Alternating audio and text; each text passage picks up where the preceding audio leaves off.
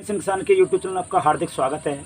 और अब चल रहा है मानसून का सीज़न और मैं आपको बहुत ही बेहतरीन पौधे से आपका आज परिचय करवाता हूं और किस प्रकार से इसको लगाते हैं और किस प्रकार से इसका नया पौधा तैयार करते हैं और किस प्रकार के इसमें फूल आते हैं।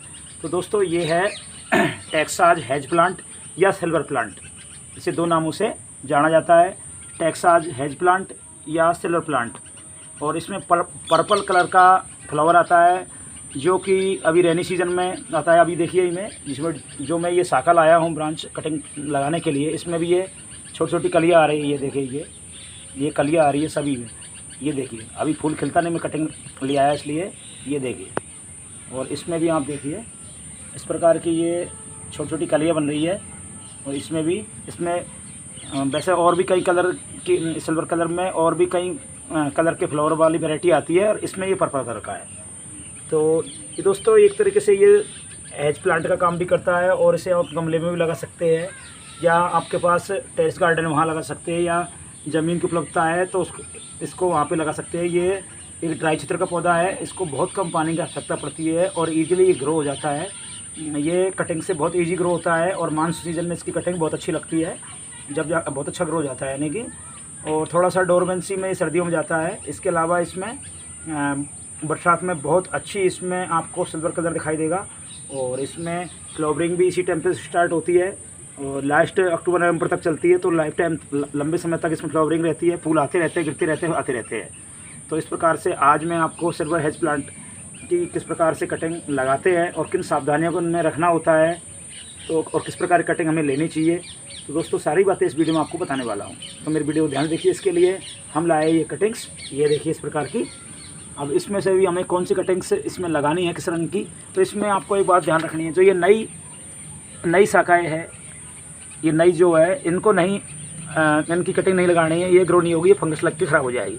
हमें लेनी इस प्रकार की जो ये ब्राउन कलर की हो जाए, ब्राउनिश, थोड़ी पुरानी ब्राउनिश कलर दिख जाए, ऐसी कटिंग लगानी है। इस प्रकार की ये ब्राउनिश। रही मोटाई की बात, कितनी मोटाई की लगानी है, तो आप ये देख रहे हैं ये बहुत कम मोटाई है, पेंसिल से भी कम, तो ये भी इजी ग्रो हो जाती है। और आप अगर इसकी मोटाई लगवाओगे इतनी लेते हैं पेंसिल थिकनेस की या पेंसिल थोड़ी कम, तो ये ज़्यादा अच्छी इसमें हमें सक्सेस रेट अच्छी मिलती है। यानी कि इसकी कटिंग्स थोड़ी मोटी होगी वो भी अच्छी से ग्रो हो जाएगी। तो इसमें बस नई कटिंग्स है उसको नहीं लेना है, तो आपको इस प्रकार से कटिंग कर लेना है। ये देखिए सेकेटिव सहायता से ये सेकेटिव लेना है। सेकेटिव ऐसा लेना चाहिए जो या तो सैनिटाइज हो, उसको ऑलरेडी सैनिटाइजमेंट कर रखा है। तो इस प्रकार से इसकी जो नई शाखा है इसको तो मैं रिमूव कर रहा हूँ यहाँ से। ये देखिए इसको नहीं लगाना, हमें वही शाखा का हिस्सा लगाना है जो पुराना है। तो इस प्रकार से मैं आपको भी दिखाता हूँ। इस प्रकार से ये अलग कर लेना है, हमें इस प्रकार की कटिंग तैयार करनी है। ये देखिए कटिंग्स हमें कम से कम 4 इंच लेनी है, इससे कम नहीं लेनी है। ये देखिए इसकी सारी जो पत्तियां हमें वो रिमूव कर लेनी है।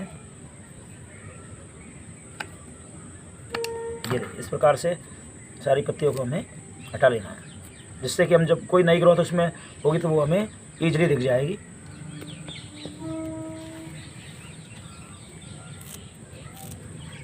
इस प्रकार से सारी जो लीव्स हैं इनको हमें हटा लेना है। इस प्रकार से कुछ कटिंग से इसमें तैयार करूँगा मैं। ये देखिए इस प्रकार से, और ये लिप्स हमें हटा लेनी है। इस प्रकार से ईजिली लिप्स इसकी हट जाती है।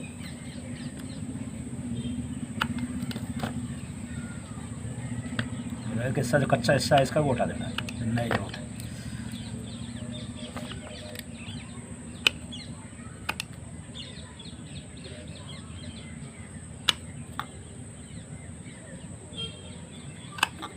एक थोड़ी छोटी कटिंग रह गई है, मैं इसको भी लगाऊंगा, देखते हैं कि ये ग्रो होती है कि नहीं होती है।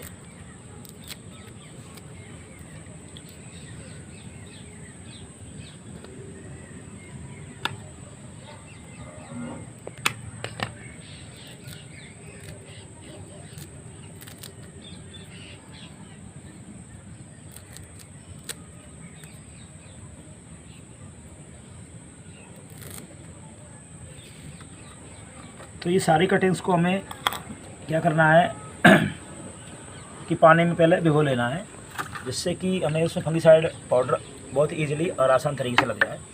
ये देखिए, और ये है फंगीसाइड पाउडर। ये बाज़ार में कई कंपनियों में आपको मिल जाएगा, जैसे कि साफ है, बबस्टिन है, मैंकोजेब है, COC है, और मेरा वाला है ये, मेरे पास COC था तो मैं COC यूज़ ले रहा हूँ। फंगीसाइड पाउडर ज़रूर लगाना चाहिए। कोई भी कटिंग सॉस में आप फंगीसाइड पाउडर ज़रूर लगाएं। अगर आपके पास फंगीसाइड पाउडर नहीं है तो आप जो हल्दी है हमारी टर्मरिक, उसको भी लगा सकते हैं इसके जो निचले हिस्से पे, या फिर एलोवेरा जेल है, वो भी एंटी फंगीसाइड का काम करता है, तो वो लगा के और कुछ समय के लिए, थोड़ी देर के लिए छोड़ दें, 1 मिनट करीब, इससे फंगीसाइड अच्छे से पक जाए। तो इसको भी हम पानी में करना है, टिप करना है, और उसके बाद ही फंगीसाइड लगा लेना है। इस प्रकार से एक एक करके सबको लगा लेना है हमें, गीला करके, क्योंकि हमारी जो अधिकांशतः जो कटिंग फेल होती है वो फंगस लगने के कारण होती है। नहीं तो टाइम थोड़ा ज़्यादा लग सकता है, लेकिन कटिंग्स आपकी ग्रोथ ज़रूर होगी, और ख़ासकर रेनी सीज़न और विंटर सीज़न में। चाहे कोई भी पौधे की कटिंग्स हो, वो ज़रूर ग्रो होगी, लेकिन फंगस की वजह से मर जाती है। और दूसरी बात, जब भी हम कोई भी कटिंग्स लगाए तो उस मिट्टी में पानी ज़्यादा नहीं दें, क्योंकि जो ज़्यादा पानी देने से क्या होता है कि नमी की मात्रा बढ़ जाती है, मॉइस्चर ज़्यादा हो जाता है मिट्टी में, और जो कटिंग्स है वो सड़ने लगती है, और हमारी जो कटिंग्स है वो ग्रो नहीं होती, और हमें सक्सेस रेट नहीं मिलती। ये बात हमें ध्यान रखना है कटिंग्स में। ये छोटी छोटी बातें कटिंग्स लगाने के लिए काफ़ी मायने रखती है। और इसमें मिट्टी हमें जो किस मिट्टी में लगानी है, तो दोस्तों मेरे पास तो ऑलरेडी मैं एक पौधा लाया था, उसकी ये लाल मिट्टी है, जो पुणे वाली मिट्टी है, इसमें लगा रहा हूँ। लेकिन आप इसकी जगह आप ऐसी मिट्टी भी ले सकते हैं, दोमट बलुई मिट्टी, जिसमें पानी का ठहराव कम हो। आप बूढ़ा, जिसको हम बूढ़ा बोलते हैं राजस्थान में, पीले रंग की, वो ले सकते हैं। आप अगर काले रंग की भी ले, लेकिन उसमें पानी कम डालें, क्योंकि काले रंग की जो मिट्टी है, काले रंग की, वो ज़्यादा मॉइस्चर बनाती है, तो इसलिए उसमें पानी बहुत कम मात्रा में दे। उसमें भी ईजिली ये सिल्वर हेज प्लांट की जो कटिंग्स है, टेक्सा हेज प्लांट की, वो ईजिली ग्रो हो जाती है। तो इस प्रकार से मैं इस पॉलीबाग में लगा रहा हूँ, सभी कटिंग्स में एक में लगा रहा हूँ। आप चाहे तो अलग अलग लगा सकते हैं, मेरे पास पॉलीबाग की उपलब्धता अधिक नहीं है इसलिए, या आप टेरेस गार्डन में भी लगा सकते हैं, या आपके पास ज़मीन है तो वहाँ भी लगा सकते हैं। तो ये ऑलरेडी ये मिट्टी है जो मेरी गीली है, अगर सूखी तो मुझे पानी डालता है, इसलिए मुझे इसमें एक्स्ट्रा पानी डालने की आवश्यकता नहीं है। कुछ 1-2 कटिंग्स और बची है, मैं इनमें भी अभी फंगीसाइड पाउडर लगा लेता हूँ। तो इस प्रकार से हमें सारी कटिंग्स है उनमें फंगीसाइड पाउडर लगा लेना है। ये बहुत ही अच्छा पौधा है, और ये हेज प्लांट का भी काम करता है। और इसकी जो चमक है वो आप अगर देखोगे रेनी सीजन में, तो आपको वास्तव में ही लगेगा कि पौधा है। और फूल जब इसमें फ्लावरिंग होती रहती है, तब तो ये बहुत ही ज़्यादा सुंदरता बढ़ा देता है हमारे घर की। और यह हेज है उनके आसपास की। तो आपको ये इजली अधिकांशतः जो भी नगर निगम के जो भी पार्क वगैरह, तो उनमें आपको ये मिल जाएगा। मैं वहीं से लाया हूँ। तो इस प्रकार से देखिए, मैंने ये 1-2 मिनट के लिए इनको छोड़ दिया है, मतलब 1 मिनट करीब हो गया है फंगीसाइड लगे कटिंग्स को। और इस प्रकार से हमें एक बात और ध्यान रखना है कि ईजिली इनको ज़्यादा प्रेस नहीं करना है। इस प्रकार से ये देखिए, कम से कम इसके 2 नोड, ये देखिए नोड इनको कहा जाता है, जहाँ से ये पत्तियाँ लगी रहती है। तो ये कम से कम 2 नोड ज़मीन में इसमें मिट्टी में जाना चाहिए। इस प्रकार से हमें इनको लगा देना है, ये देखिए, और फिर प्रेस कर देना है हल्के से, जिससे कि प्रेस करने का उद्देश्य हमारा ये है कि कटिंग्स हमारे हिले डोले नहीं। अगर कटिंग सिल गई तो ग्रो नहीं होगी। तो इस प्रकार से ये देखिए, इस प्रकार से प्रेस करना है, तो हमारी कटिंग्स है वो हिलेगी नहीं, तो ग्रो हो जाएगी, आसानी से ग्रो होगी। ये देखिए,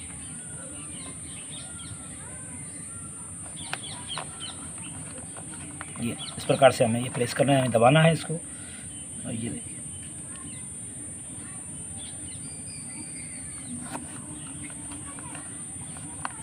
बस छोटी छोटी बातें गार्डनिंग में काफ़ी मायने रखती है।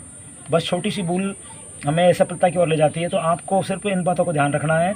कटिंग्स चाहे किसी प्लांट्स की हो, इन बातों को आपको फॉलो करना है कि कटिंग्स में मिट्टी में एक बार पानी देना है, उसके बाद आपको पानी तब देना है जब ऊपर से मिट्टी ड्राई हो जाए, अन्यथा पानी नहीं देना है। ये बात ध्यान रखना है। दूसरी बात, फंगीसाइड आपको ज़रूर लगाना है। आप कोई भी फंगीसाइड यूज़ में ले सकते हैं, ऐसा कुछ नहीं कि आप केमिकली यूज लें, आप हल्दी लगा सकते हैं, या फिर आप एलोवेरा जेल है वो भी यूज में ले सकते हैं। तो ये ज़रूरी है, रूटिंग हार्मोन हो चाहे ना हो, लेकिन फंगिसाइड बहुत ज़रूरी है। इस प्रकार से ये देखिए सारे कटिंग्स में एक में लगा रहा हूँ, आप अपनी सुविधा अनुसार लगा सकते हैं।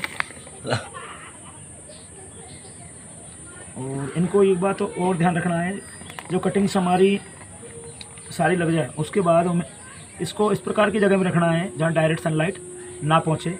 या तो आप किसी पेड़ के नीचे रख दें, या फिर आपने अगर शेड बन रखा है तो वहाँ रख दें, या आपने हरा वाला नेट बांध रखा है तो वहाँ रखें, जिससे इसको डायरेक्ट धूप ना नहीं मिलेगी।